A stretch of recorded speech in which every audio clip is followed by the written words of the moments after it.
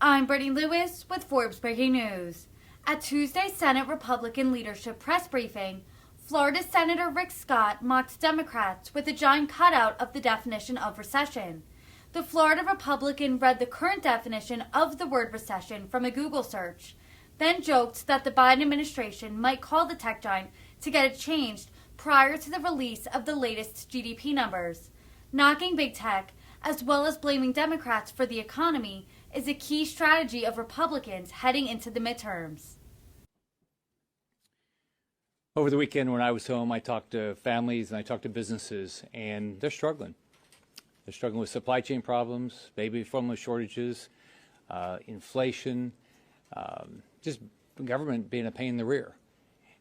Almost everybody said they felt like we were in a recession. As you all know, we had negative GDP in the first quarter, and the Biden administration must have some feeling that we're going to have negative GDP in the second quarter, so they already tried to start saying, oh gosh, 2 quarters in a row of negative GDP is not a recession. So I just pulled it up. So this is, if you just go to Google, which is a big, good Democrat company that helps them typically, a recession, a period of temporary economic decline during which trade and industrial activity are reduced, generally identified by a fall in GDP in 2 consecutive quarters.